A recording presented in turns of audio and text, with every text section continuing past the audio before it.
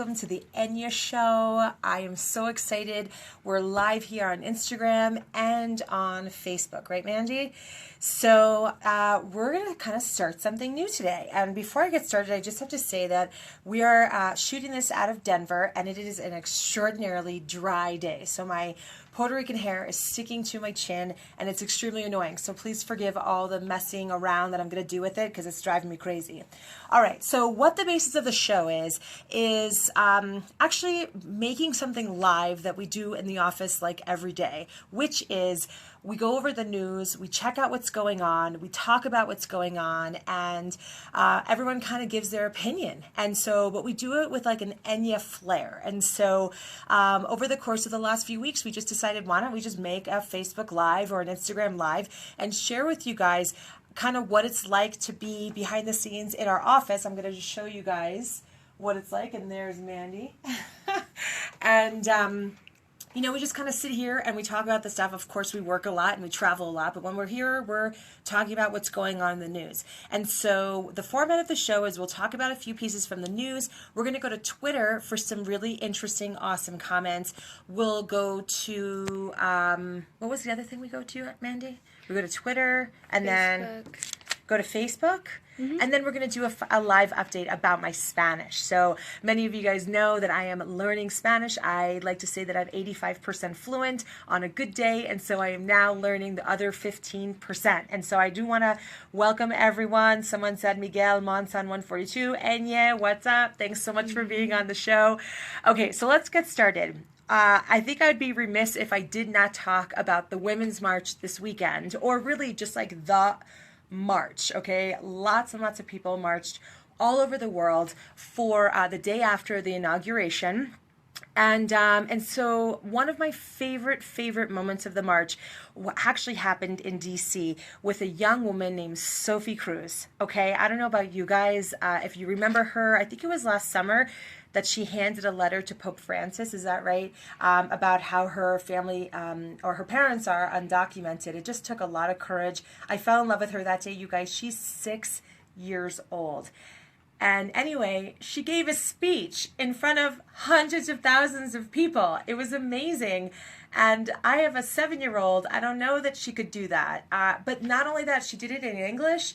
And then she did it in Spanish. And of course, and so I actually have a thing that I like to say, that the best leadership program in the United States today for 6, 7, and 8-year-olds is being an eh-nyeh. Where else can you learn how to be a phenomenal public speaker, how to translate culturally for your family, translate languages, and basically navigate 2 different cultures than what it's like to be an eh-nyeh. So yes, brave young lady, absolutely. So anyway, if you want to check out what she said, it was very short and very powerful.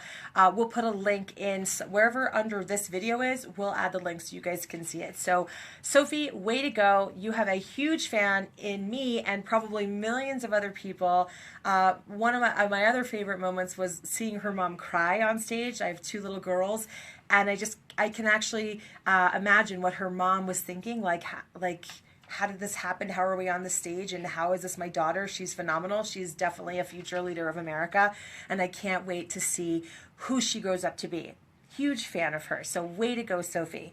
The next thing about the march, I don't want to be a downer. I just do want to acknowledge some stuff. So I basically spent, we marched, my whole family, the Gringo Cowboy marched, my kids marched, and a bunch of family friends marched. We all marched together with about 200,000 people in Denver, okay?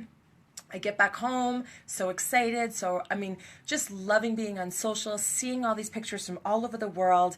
And then I saw some funny comments and some things I just didn't like. And I just have to say, there are comments about, there weren't enough Latinos there. I didn't see enough Latino people. And then there was another one that was like, I didn't see a lot of young people. And that's why, we won. This was why we won or lost the election. And just like comments like that. And then like my all-time least favorite was something like, I don't even know if I want to repeat it. It just was really critical. And And I just have to say, now is not the time to be critical. Now is not the time to alienate each other. And now is not the time to alienate hundreds of thousands, if not millions of people that are all marching for the same humanitarian rights that we all deserve. Okay, so that's just my little commercial break. Like I said, I don't want to bring us down. I do want to say we do have to check ourselves. And if you've been to any of my events, you know that I'm all about adding a little grace. Okay, and so just wanted to reinforce that point. All right, the next piece of news that I saw, it's kind of funny. A guy named Manny Gutierrez. I don't know if you guys know who he is. You totally have to check him out. He's the first male Maybelline model. And there was a little interaction on Twitter with Manny, and it was funny. I remember I was telling Mandy here that I completely misinterpreted it. I just like... I read this tweet that this guy wrote, and it was something, oh, here we go. So he said, "Dads, this is why you need to be there to raise your sons." And I was like, yes, that is awesome. Like, how reinforcing that this for this man to say this, like, we all need to be there for our sons, because you know what? Some of our children are going to come out all different ways. And if we're there for them, and if we help guide them and we show up for them, they can become just like Manny Gutierrez, like an amazing contribution to our society, right? But I was absolutely wrong. I was dead wrong. He was actually meaning to be critical. And so I kept reading, and I was like, wow, this is so lame. Like, in this day and age, for something to happen like this. Part of me is shocked. The other part, not so shocked.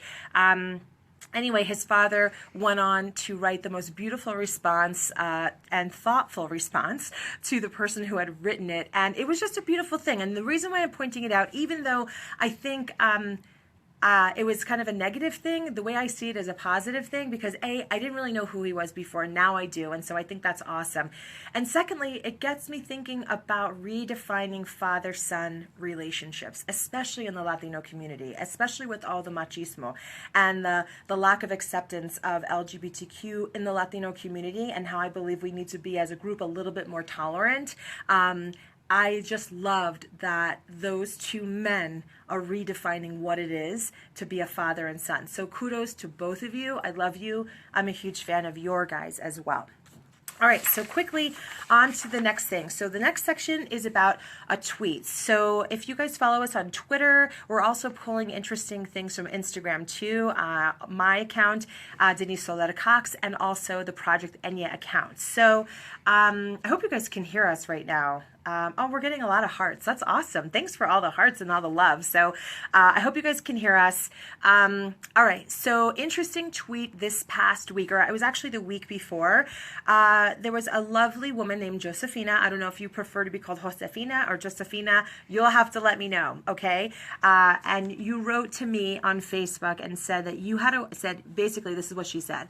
I had a woman tell me that I shouldn't call myself Latina because I am pale, and it's an insult to dark-skinned Latinas.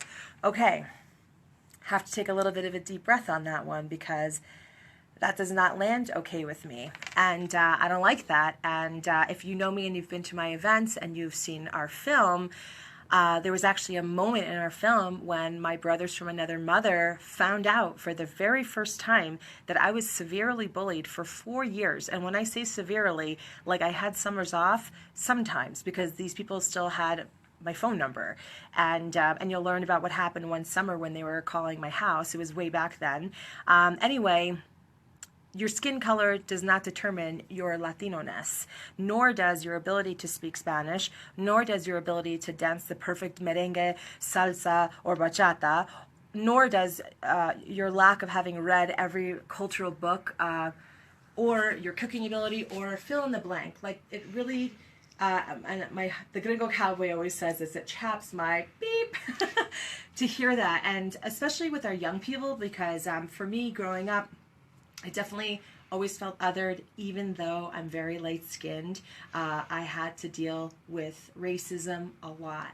And I think anyone trying to take away your Latino-ness, having it depend on things other than your actual heritage, is unfair. And so I just wanted to tell Josefina, we went a long way on Twitter together, and I want to invite everyone to look at that feed and contribute. So you can contribute in Facebook underneath this video, or on Instagram underneath this video. I want to know how you guys feel about that.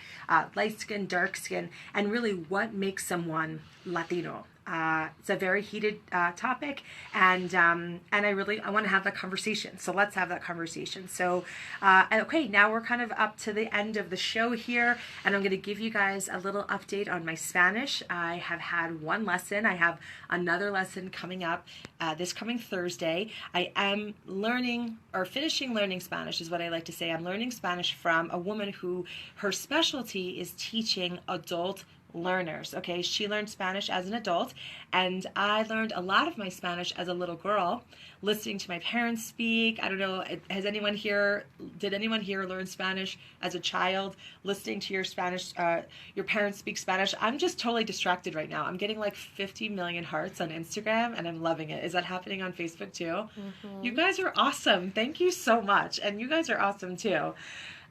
This is my first show. Kind of nervous. And we're almost done. Okay. If you guys learned Spanish as a kid like me, and for some reason, or for whatever reason, you didn't finish learning, or you didn't start learning, I know how it feels to not feel enough. I know how it feels to feel like there's something that's like broken, or I'm going to get emotional, or to feel like something isn't just like complete. And I'll tell you, I walked around as an adult not feeling like good enough about it. And then last year I just decided, you know what? I think not, I'm definitely Latina enough, right? I definitely believe that. I think that it would serve the project better, though, if I finished learning Spanish, and if I could be bilingual. I think I could impact more people. Thank you so much for the hearts.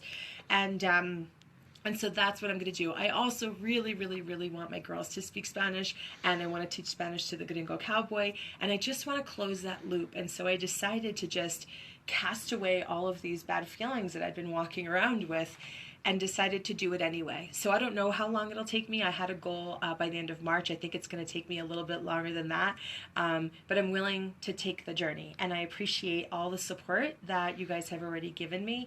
So this coming Thursday is lesson number 2, and I promise to write some fun stuff on Instagram about what it was like. So that's it. I think our next Facebook Live will be taking questions from you guys. So if you guys have any questions, part of the format will be that we'll answer 1 or 2 of your questions. Other than that, please forward me any interesting news stories that you think that you'd like to hear my commentary on. Keep tweeting us. Keep sharing the project with your friends. Don't forget to friend me on Denise Loletta Cox on Instagram, Project eh-nyeh on Instagram, and we just feel all your love. It's just awesome. I'm so grateful and so blessed that you guys are in our community. So that's it. We're done with our first show. We'll see you guys next Monday. All right. Have a great week, you guys. Did I forget anything, Mandy? Okay. All right. Bye, guys. Bye-bye.